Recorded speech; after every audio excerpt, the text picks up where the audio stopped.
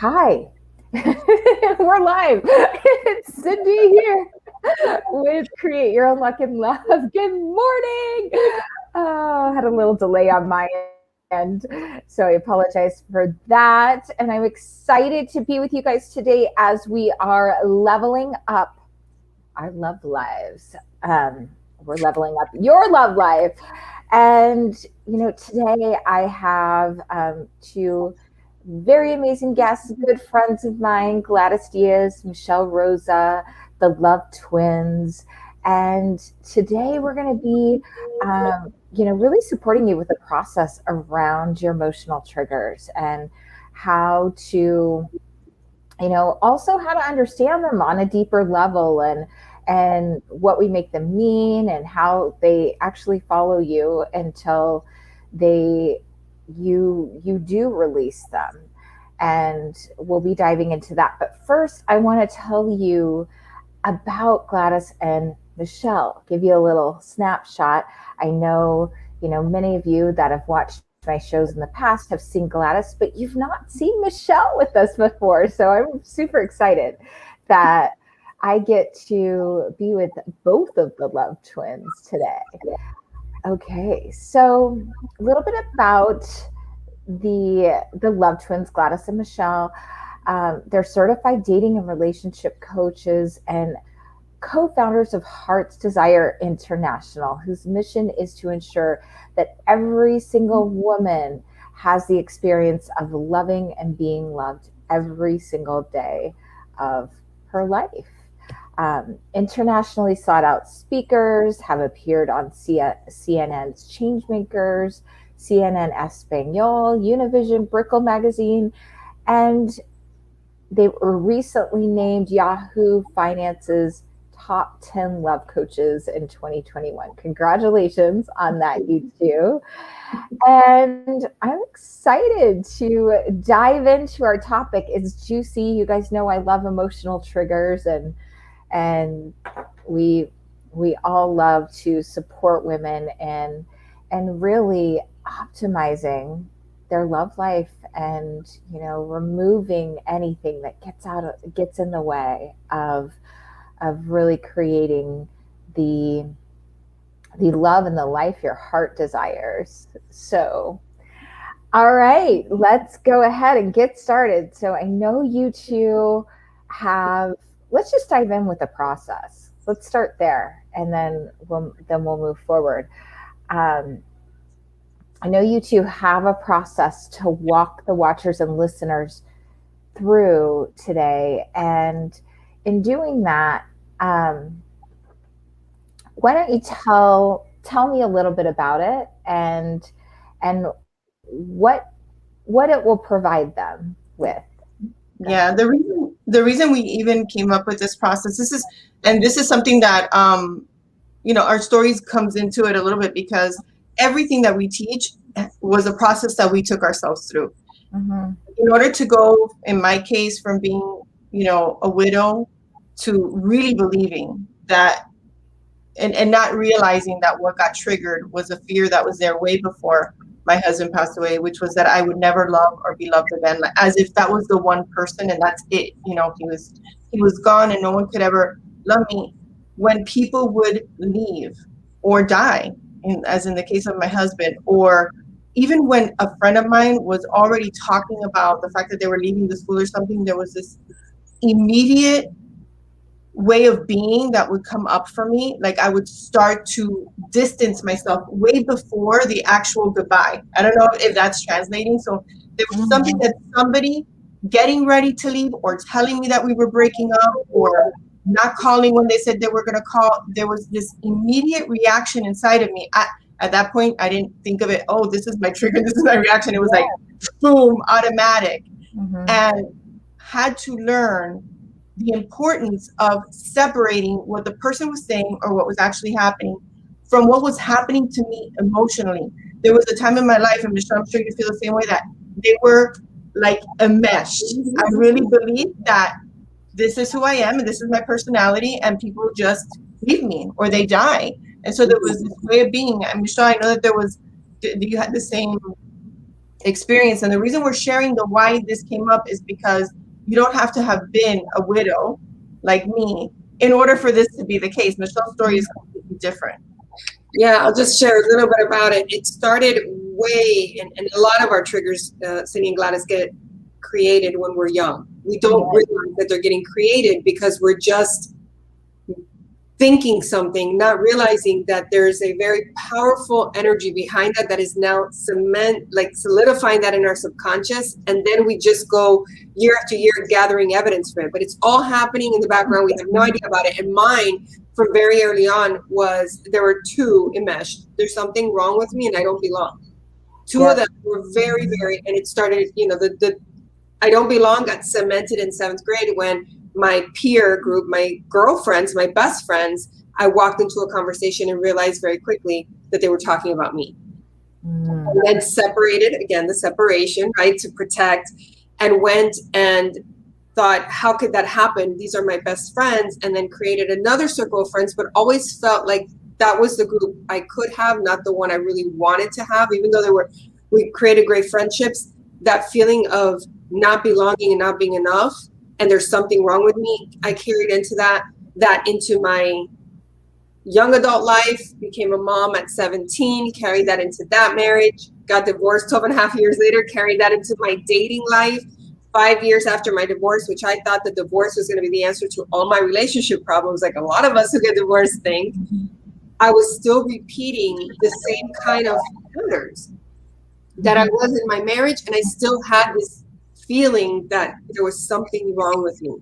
So understanding what triggers whatever it is, whether it's I'm not enough, not lovable, people are going to love me and leave me, that sense of abandonment, whatever it is, being able to identify it is just a piece of it, because the knowing of it doesn't transform it.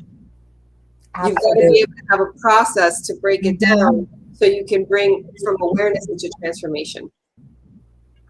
Absolutely. Yeah. And I'm sure that, I can relate to the things that both of you guys are saying. And I have a process that I walk my clients through. So I'm excited to hear yours as well. And, I'm sure there's not a woman or man even that's listening that cannot relate on some level to these feelings that you've described. So, awesome. Why don't you go ahead by starting with, is there something that they need to do? Do they need to be in a space that there, or do you want to do it on me? Well, they can actually, if you're open to it, we'll take you through it so that they have a model, because that's one of the pieces that's so important. When you see somebody else going through the process, sometimes it's easier for you to see the process. But everyone who's listening, we invite you to any question that we ask Cindy, that you ask it for yourself. So you may want to have something to write with so that you can capture it. Because one of the things that we found, and I know you've seen this, Cindy, over and over again, is that afterwards, the subconscious, I call it the vacuum, it will suck up all the awareness. And like Michelle said, awareness, what we're going to take you through right now is an awareness and starting to do the second piece that we help women with, which is dismantling it. But everyone should, I really invite you to, if you can just get present, take a nice deep cleansing breath, really remind yourself that you're safe, because some of the times we avoid having, and it's a simple conversation, it's nothing to be afraid. Nothing to be scared of. It's nothing to be afraid of, but your brain has been resisting this for a long time. So it may be that your red alert button starts to get pushed and you're like, oh, I don't know, I don't remember, I don't know, I'm confused. It's a very simple process, and just keep reminding yourself you're safe, and freedom is on the other side of this. Freedom for you is on the other side of this, okay? So, Cindy, I want you to think of something that, whether it's recently, it always helps if it's something authentic, whether it's recently or it happened in the past, that somebody said or did something that truly upset you, meaning not only did it make you sad, but there was some pain associated with it, where you really felt hurt by what the person said or did or what the situation was. Yeah. I hate being put on the spot like this, but I can do it. I I can. Yeah, I can think of. Yeah, I'll definitely. I can definitely think of a time. Okay. Okay. All right. So you're gonna need to share with us, because what we're gonna do is we're gonna help you to. You're gonna have an awareness now where you're almost gonna be able to separate Yeah, what I will happened. absolutely share it with you. Okay. No problem. The first thing that came to mind for me, and I was like kind of searching in my subconscious. I'm like, no, this clearly still gets to get cleared.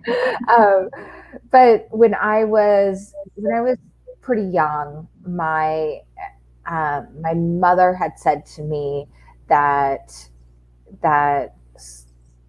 I was going to have to work really hard to be successful, or like, get really good grades and things like that. And it and the message that I took from it was that I'm not smart, or I'm not enough in some capacity. So,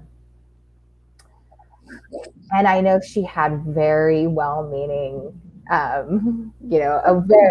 she had very good intentions behind what she said, but the way that it landed with me is that I wasn't enough somehow. Got it. So taking that moment and Mhm. bringing it to adult life, think about something that happened recently where maybe you didn't get the results that you thought you were going to get. Maybe you, like, something just fell short. And if you want to, I know that a lot of times this stuff comes up. I know you hear it in your work. We hear it like in dating, when I'm a certain age and I'm not married yet, or I'm a certain age and I don't have the family, the house, the whatever. But it's really going to be important to have it be something that happened, that the moment it happened, you had that same thought, like, why does it have to be so hard? Why can't I blank? Why does maybe comparing, something like that. Okay. And you can think back even to when you were dating, like if there was something where Yeah. Let me think somebody about that. said something that you're like, oh.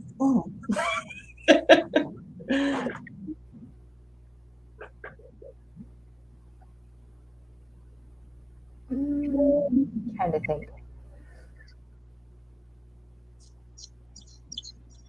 I almost feel like,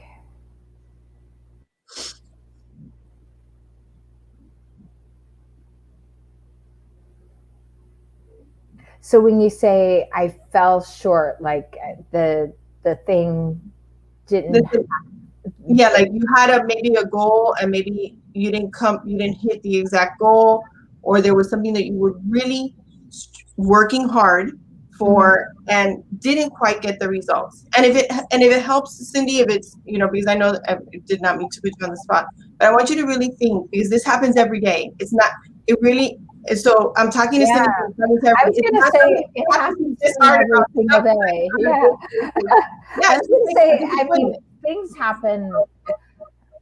Things happen in the morning, getting my son ready for school every single day. So that was the first thing that came to me. It's like, I'm feeling like, why does this have to be so hard? And why do I need to get frustrated like this? So it's simple, but I feel like that all interconnects with also perfectionism conversation. But yeah, I would say that would be something that makes me feel badly when I'm not, when I'm not as patient or understanding or able to, have things move smoothly with ease and flow in the morning. Here we go. Okay, so that's the So something happens, Mm-hmm. Max doesn't do something, or it's taking you longer Mm-hmm. than you thought, or you feel yourself getting impatient, or maybe you say something out of that impatience and frustration, and it's right there for you. So the Right. first thing is to ask yourself in that very moment, what just happened? Mm-hmm. What just happened? Because it's what it'll sound like is, why does it have to be so hard all the time? And probably for me, if you really said it like, Yeah, I will literally say that sometimes. Why does it have to be so hard? exactly. So then when you're in that moment, and we were talking about awareness, the question, which is what Gladys was helping you to see, is what just happened, is going to bring you, it like stops you in time. What just happened is, let's just say I yelled at Max, let's just say, out of frustration. Oh, actually, Michelle, why don't we do this? Like, if you had to say, like, list the facts of what happened, like we call it actually factually. So what actually factually happened? So think to the last morning, probably yesterday was Friday, and think of what was actually happening. Mm-hmm. And just like 2 or 3 of the incidents of what actually happened. Mm-hmm. Okay, Okay. so share that with us. It's the morning, you're getting him ready. What actually happened? He didn't listen when I made a request. Which was? Could be, let's brush your teeth. Okay, so he didn't brush his teeth when you asked him to. What's another thing that caused it to take longer, harder, more work? Well, he gets distracted because he wants to play. So So playing is so much more fun. yeah, So, obviously, Mom. So he hasn't brushed his teeth. He's distracted because he's playing. And what's one more thing?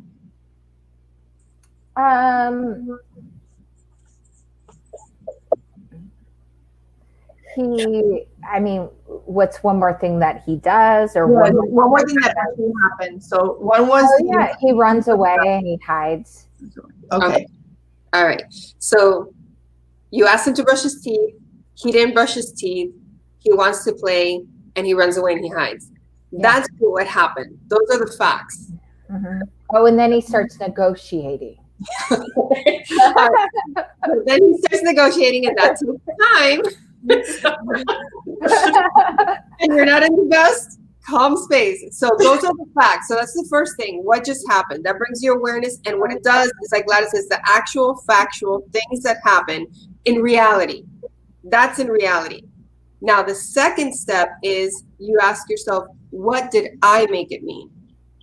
So what did you make it mean when he didn't brush his teeth, when he started playing, when he started hiding, and then he starts negotiating with you? What do you tell yourself? What do you actually tell yourself and make that mean about you or about him or the situation?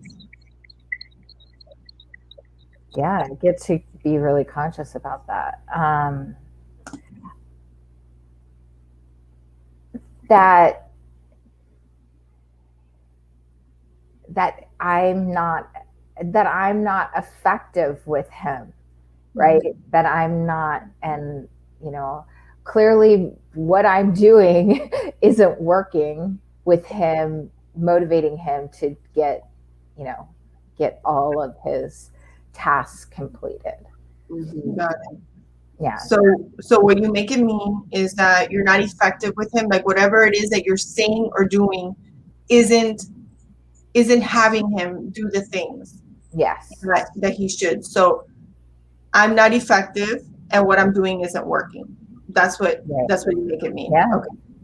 So then the third question, so we've asked what actually happened, what did I make it mean? The third question, if you were writing this down, and that's why I was looking to the side because I was writing it down for you because you're being 100% present with us, it would look like this. The answer to question number 1 would, what actually happened? He didn't brush his teeth when I asked him to. He got distracted, started playing. He ran away and hid, and he started negotiating with me. Those 4 things are what actually happened. Your answer to number 2 is, what did I make it mean? Is I'm not effective with him, and whatever I'm doing is not working to get him to complete his tasks. So if those two answers were written one on top of the other, like I have them here, right? Then I'm going to ask you a third question. And the third question is I'm not effective and what I'm doing is clearly not having him complete his tasks. Is that what actually happened? Meaning the four things that we listed, do the answers to number one and the answers to number two match exactly? Did you write down the same exact answer? Yeah, I would say, right? Answer number one said he didn't brush his teeth when I asked him to. He hid it. He got distracted and wanted to play. He started hiding, and he started negotiating. Those are the facts. Those are four things that actually happened. Then you said, I'm not effective. Yeah. And what I'm doing is clearly not having him do his tasks.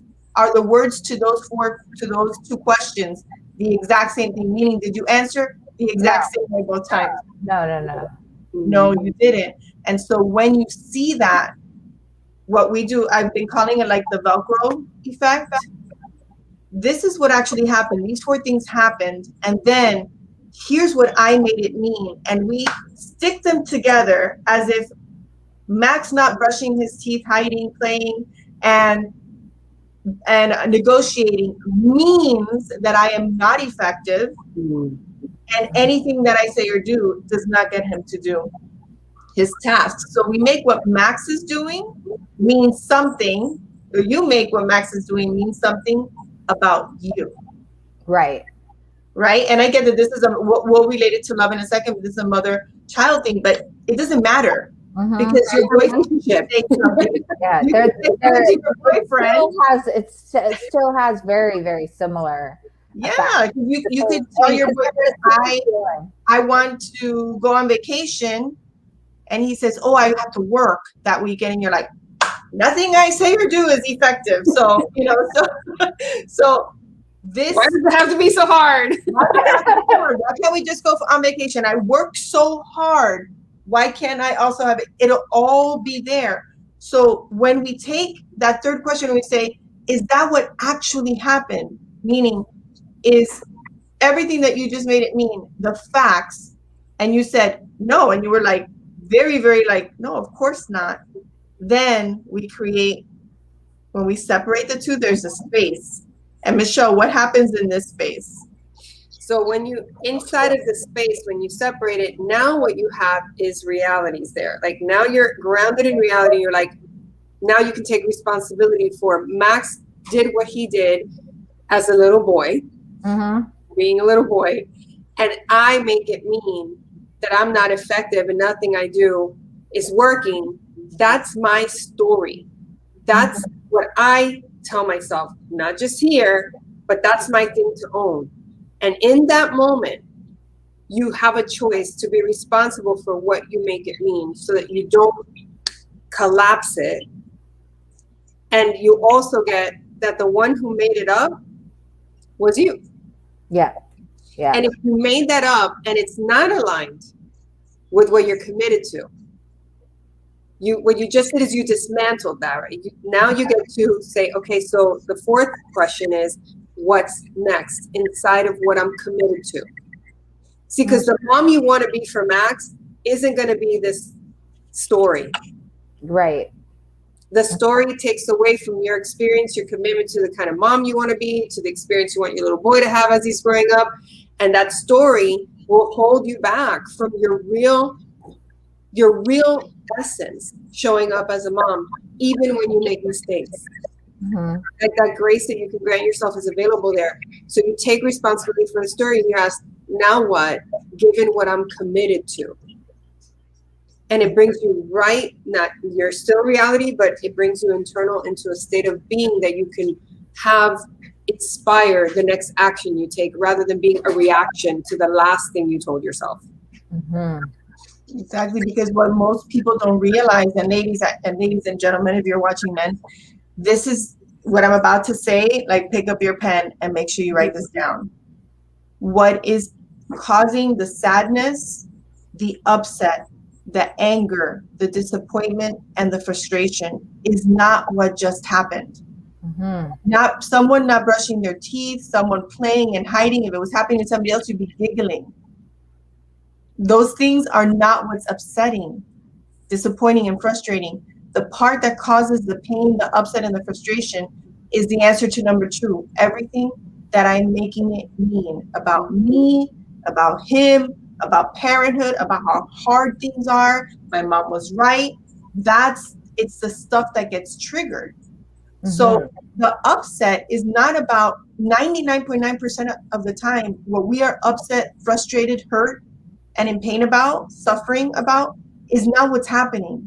What's causing the pain is everything we're making it mean. So the moment that we separate those two things, and we're gonna take you, Michelle, maybe you and I or one, two of us can role play how quickly this can happen. This obviously, in breaking it down like this for you, because we want you to walk away with the steps, it takes longer. But when we teach this to our clients, whether they're dismantling a fear, a limiting belief, a dysfunctional pattern that isn't working for them, the promise that we give them is when you ask yourself these 4 questions, and we're going to model it for you right now, you can disappear a fear, a limiting belief, a trigger in 60 to 90 seconds. And I just want you to ask yourself what your life would be like if you could dismantle your frustrations, your fears, the things that panic you in 60 to 90 seconds, what life will be like, the power that the empowerment that you're gonna feel in doing that. So really quickly, I'll model it with Michelle. Michelle, think of something like that comes up 1,000 times, and Cindy, you can think of it too, 1,000 times in dating. I'll tell you something that just happened before we got. Okay, all right. So and it's gonna sound the questions. Okay. The way that you did to work through it. Okay. All right. So what happened was I couldn't find my black strapless bra to wear under this black blouse. And I didn't want to wear the beige bra that I was the only one I could find. So in that, I've had 10 minutes to get on, right? And my husband is trying to help me. And I'm like, I can't find the bra. I can't believe I can't find the bra. It's not where it always is. And he's like, well, honey, can you just wear another bra? I'm like, that's the bra I want to wear. Right. So as he's asking me these questions, I'm going, why doesn't he get me? Right. Because there's something wrong with me. Why doesn't he get that it's got to be that bra? And what really, so I said, what just happened? So I saw myself getting upset. I said, what just happened? I lost the bra. Don't know where the bra is. And my husband's trying to help me. What am I making it mean? That I can't take care of my things. That I can't take care of my things, because that's another story that happened. And then what actually happened is I can't find a bra. And my husband's trying to help me. And so what's next inside of the commitment is I told him, honey, I know you're trying to help me. I'm just having a moment. He was like, okay. And he knows I'm having a moment. He does it. And I love you. And that's it. 23 seconds. Yeah. 23 seconds. It was like that because I started noticing, and you'll notice for you all, you'll notice in your body, you'll start getting conscious about what it starts to feel like when you're about to go off. And what you do is you interrupt the trigger. These questions interrupt that pattern that you can go to that can create the very opposite of what you're truly committed to. Yeah, because it shifts your thought process. It hijacks it. It's a pattern. So yeah, and those are such easy questions to ask you. Okay, what just happened? I lost my bra. I'm like, Michelle, you and I must have the same experiences in our lives, because I had that happen too. You can't see your bra. That's awesome. Yeah. And little things, right? Because sometimes it's big things, but sometimes it's little things. And this is what's really important in dating and relationships is those little things can sidetrack a dating experience or a relationship to go haywire if you're always reacting to those things like they're big deals and you don't have the self-awareness and the tool to bring yourself back into a place where you're really centered and able to respond rather than react. Yeah, I remember one time in one of our workshops, there was one of our clients, and she was so upset because his mother had given them a houseplant. She had given them a houseplant, and the houseplant was dying. And I couldn't understand what, I mean, every plant I've ever had dies, right? Yeah. So, Me too. but she was literally like crying, like so upset. So I'm gonna pretend I'm her, that how I took her through this process. Michelle, if you will ask the questions, Sure. Okay. and I'm gonna go ahead and set the timer, because I really want people to get. People will be thinking right now, oh, but can I really work through something in 60 to 90 seconds? Absolutely, if you know the questions and you're committed. So you got to ask the questions instead of a commitment to break through, because if you answer the questions instead of commitment to stay stuck, you're going to stay stuck, and you're going to stay upset, and you're going to stay triggered. And meanwhile, especially when it comes to relationships, whether it's with your son or your boyfriend or the guy you're on a first date with or your husband, this has an impact on another human being too. Yep. And so staying stuck is a choice, and it's a choice that has, like, you know, kind of like a ripple effect. Okay, Michelle, so you know exactly what I'm talking about. So you can ask me the questions and I'm going to answer them. I'm going to set the timer. Okay. Okay. Go. All right. So what happened? So his mom gave us a house plant, and he's not taking care of it. The house plant is dying. Okay. And what are you making that mean? Well, he's not responsible, and you know, doesn't take care of things. If his mom comes over, she's going to think that I'm not taking care of it, and then she's going to think it's me. She's not going to think it's him. And what about when we have kids? When we have kids, how is he going to take care? He can't take care of a plant. How is he going to take care of a kid? How is he going to take care of me? Okay. He's just so irresponsible. All right. So what actually happened is you have a plant that's dying that your mother-in-law gave you. Is what actually happened everything that you just said right now that you're making it mean? Are those two a match? Well, but he's not responsible. Okay. Is the plant dying the definition of he's not responsible? Is he responsible in other areas? Yes. Okay. So is he responsible? Is that really what's happening, that he's not responsible? Excuse me. No. Okay. So now what? Inside of your commitment, you get he's responsible. You get you made something up about that. Inside of your commitment, what's the next step to take that would come from that commitment? Well, first I can apologize for how I've been being with him, and then I can just allow him to take care of the plant however he wants to take care of the plant. Okay, so apologize and then let go of controlling how he takes care of the plant. Awesome. So we went 5 seconds over. Right? But she was so upset, and really what was underneath it was he's not going to be able to take care of me and my child. It's a plant, but in her head, everything she was making it mean was I will not be taken care of. Well, because she was our client, we already knew her dad had left her. We already knew she had experienced a previous marriage that didn't work. And now here's this guy who was loving her. I mean, beautiful love. And all she could see were all the ways that he was eventually going to disappoint her, let her down, and not take care of her, like he was not taking care of the plant, which, by the way, the plant survived. When she apologized and she said, all I did was I allowed my fear of not being taken care of get triggered, and I took that out on you, then without her saying anything else, he started taking care of the plant as a way of showing her that he loved her and he would take care of her. How was he supposed to know that before? All he heard was nag, nag, nag, nag, nag about a friggin' plant. So that's how easy it can be. Now, when you're in the moment, that's what we call this, the in the moment exercise. We tell our clients, put those 4 questions in your phone, because your subconscious will suck it out of consciousness, and you'll forget the questions, and then you'll just be right about how wrong the whole world is, and how you know, this guy who was 5 minutes late on the date is a flake, or he's totally gonna leave you. Never mind, it's your first date. Or if somebody doesn't, if he didn't call when he said he was going to call. Thanks, Amanda. I see that. I think we might have a few questions. two that are popping up. So, so let's repeat the questions again. What just happened, right? What actually happened, right? You gotta put the word actually, because if not, people will go back into the story of what happened. What actually happened. I love this. Okay. What actually happened? What did I make it mean? What did I make it mean? Okay. Does it mean what actually happened, what I made it mean? Okay.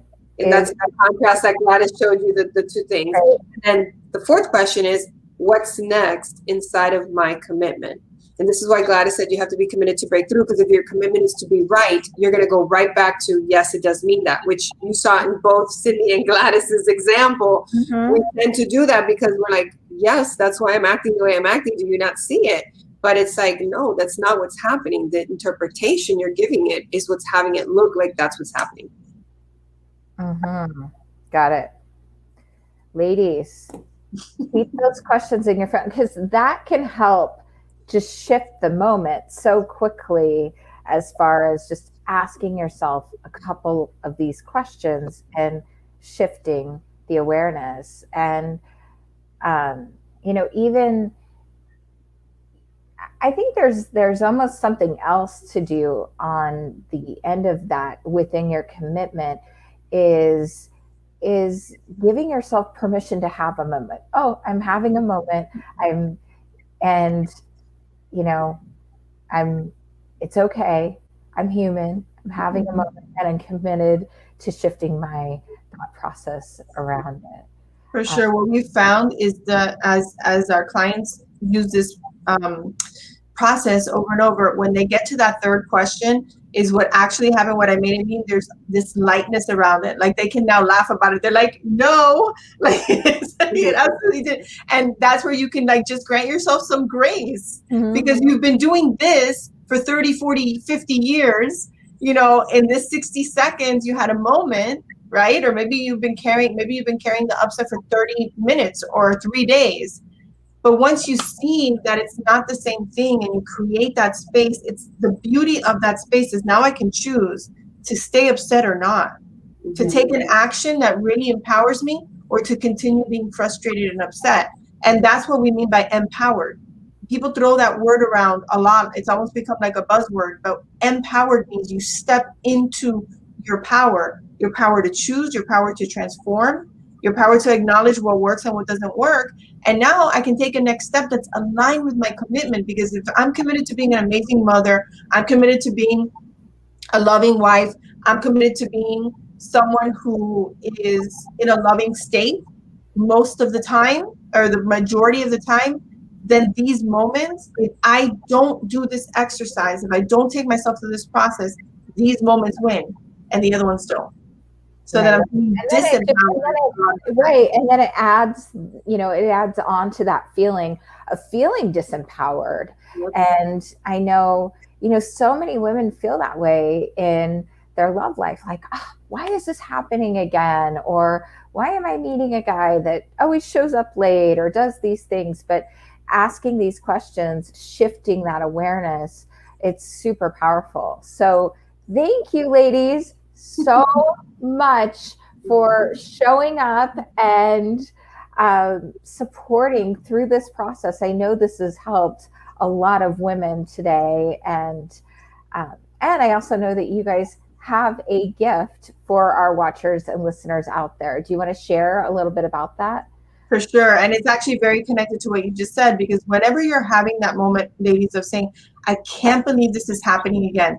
Why is this happening again? Whenever that word again comes in, it means that you're in a pattern. Something is being repeated that's happened to you in the past. And one of the things that we've uncovered, we've been doing this work for 30 years professionally, for almost 15, is that the majority of the things that are causing repeated heartache, repeated results, repeated actions, even though you say, I'm never going to do this again, and then it happens again, it's the stuff that's in your blind spot. They're not called the I kind of sort of see you spots. They're called blind spots because we don't see them on our own. I tell people, if we drove our cars without the side view mirrors, we would be slamming into each other all the time. We need the side view mirrors to avoid those collisions. So we have a quiz that's called the Love Barrier Quiz. And the purpose of that quiz is to help you see what are the one or two primary love barriers that are blocking you from attracting and having the kind of love that you want. And so it's a series of questions. And for you, it's just going to look like a series of questions. For us, they've been very intentionally designed where we and our team are able to extract, okay, here's the primary block that if you got this love barrier out of the way, you will transform your love life. And so then we bundle it in with a call, and you'll see there's a question in the quiz that says, would you like personalized feedback on your quiz? If you answer yes to that, we'll call you. We're also going to send you a link where you can schedule a call. But the conversation is going to be about helping you to identify the love barrier and then tell you what are the very best next steps you can take to get that barrier out of the way so you can start having the love that you want. Yeah, and I'll say that this piece is really important, the call with the coach, because whatever you see is what you can see in the foreground. There's what's underneath that and behind that that's driving that. So if knowing, you may know you have a pattern with attracting the wrong guys. What's driving that? You may know you have a pattern of fear of abandonment. What's driving that? You may think it's one incident, but there's something underneath that. And so that's why, having a coach like Cindy, having coaches in your life are so important, because the coach is there to help you see what you don't see, what's not obvious, and what's there in the subconscious. Absolutely. I mean, it's usually not what's on the surface. People can, and I think so many women, all the women we work with are smart, they're self-aware, they've done work, and usually it's just there's the next thing, or the other level that's just, it's like, those layers underneath. It's like a cake. It's like a 7-layer. This is a good analogy. It's like this 7-layer cake that you're like, where's the prize? Remember which one is it?